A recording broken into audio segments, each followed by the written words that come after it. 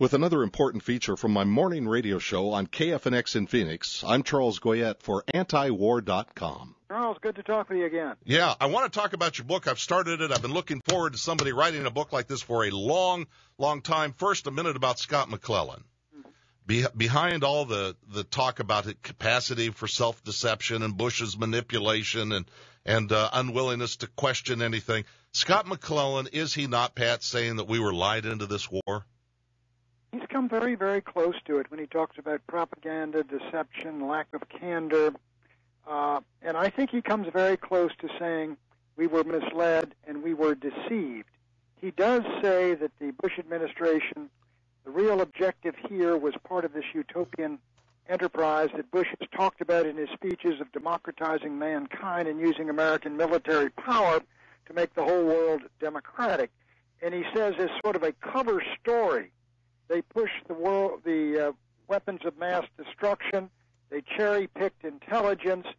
But the final question is, to me, and obviously we know they did all that, the question is, did they believe there were weapons of mass destruction there to buttress their case? And on that, I don't think Scott McClellan has said they knew they weren't there. Well, Pat, the final question on this issue, because I want to talk about your book, is what if it's true? What if Scott McClellan is right that these guys cooked the books, as I believe the case has well been made and for years? What if this is all true? Well, I honestly believe that I've believed all along that the purpose of this war was part of this utopian scheme to make the world democratic, and they were looking for an excuse to attack Iraq, and they settled on weapons of mass destruction as that. The only connection I haven't made is, did they believe that they're weapons of mass destruction, or did they believe the matter was that serious, or did they lie to us directly? Now, that's something you got to get into a man's heart. But I'll tell you, there's no doubt we were misled horribly into the reasons why this war was launched, and that was deliberate. All right.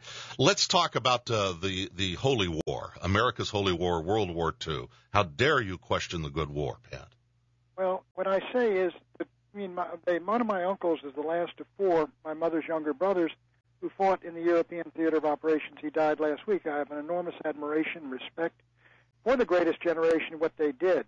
My point is there would not have been a Second World War had there not been the blunders of British statesmen in dealing with Hitler and in understanding Hitler, and in their panic and hysteria, making decisions that led Britain to declare a war it could not win, and which caused Hitler to turn around and come west and seize all the Western democracies. And that these series of blunders were made by British statesmen, Winston Churchill first among them.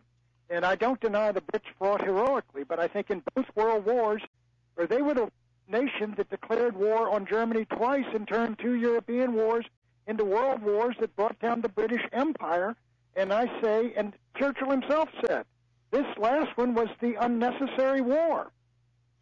Well, maybe they were still full of themselves from the days that the sun never set and their economic might was thus and such, and maybe it's the same foolishness. We're drinking from the same well here in the United States.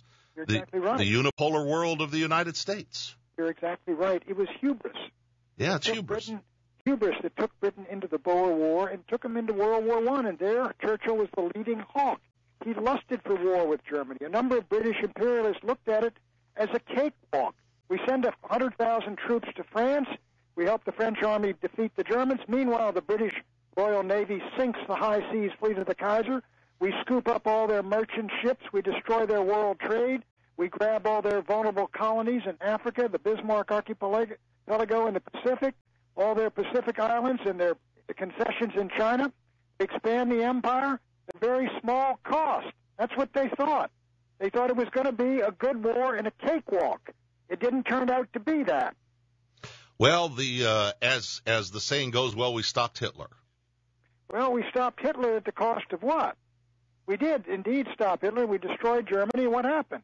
The countries he coveted in Eastern Europe wound up under the control of Stalin. China, for which America went to war, wound up under the control of Mao Zedong.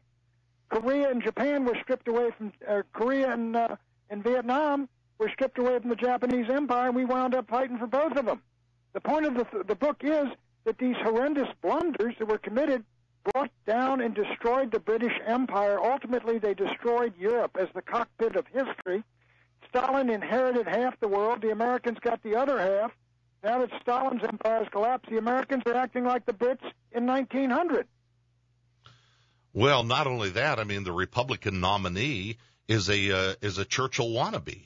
And Churchill, this is what gets me, is after, I mean, Churchill, look, there's no doubt of the greatness of Churchill, but there's no doubt of the folly of Churchill. I mean, as I've said, he appeased Stalin in a fashion seating him 100 million people that made Neville Chamberlain look like Davy Crockett. And as for Mr. Bush, as soon as he declared war on when it went to war, he put a bust of Winston Churchill in his Oval Office. This is who he models himself on. And Charles, you and I know every time there's a crisis, we're suddenly back at Munich, and somebody's Neville Chamberlain, somebody's Churchill. They're always it's Sudetenland. Every third world tyrant worse than Hitler. It's the good war invoked. Yeah, over and over again. Milosevic's the Hitler of the Balkans. Saddam's the Hitler of the Persian Gulf. Ahmadinejad is the new Hitler. Is going to do a new Holocaust. The guy doesn't even have. He got no Navy. He got no Air Force. He's got no missile that can hit the United States. No nuclear weapons. He's not even in charge of the military there. And he's now got a rival in the Parliament. and he's Adolf Hitler. He's equated to the mightiest industrial force of Europe. Exactly. You got this. Exactly. Besides oil, what do they export? Rugs and pistachio nuts. These guys are going to crush the United States of America? It's the wind-up, rubber band-driven balsa wood planes that they're going to drive. They're going to fly across the Atlantic. Exactly. You know what they got? They got Phantom jets. When I was in 1962 and 63 in St. Louis, we used to build those out at McDonnell Douglas. Yeah. And they don't got any parts for them. And so they're going to take that Air Force up against the U.S. Naval Air and the United States Air Force?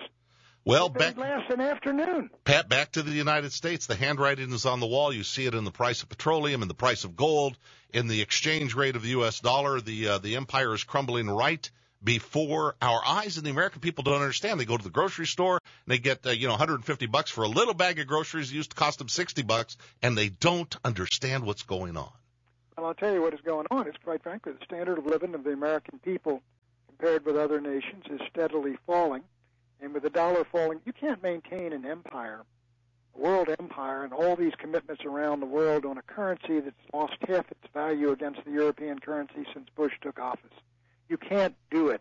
That's one of the reasons the price of oil is 126 or whatever it is a barrel, is the dollar is increasingly worthless. And nobody wants it worldwide. And the reason they don't is we've got an $800 billion trade surplus, and we're shipping abroad our factories, our technology, our good jobs, and we're getting back all that good stuff down at Walmart, and those days are going to come to an end. Well, I've enjoyed what I've read of the book. I hope to finish it this weekend, Pat. Thank you very much for taking a second look at this holy war. I'm sure that you'll pay a price for having done so.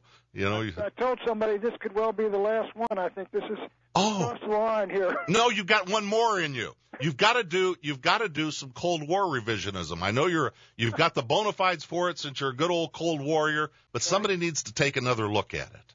Well, okay, we'll take a look. Okay. That's the bridge too far, Charles. I understand. Thank you, Pat, for being on our show. Take it easy, Charles. Churchill, Hitler, and the Unnecessary War, How Britain Lost Its Empire and the West Lost the World, the new volume by Pat Buchanan. I'm Charles Goyette in Phoenix for Antiwar Radio, a special presentation of Antiwar.com.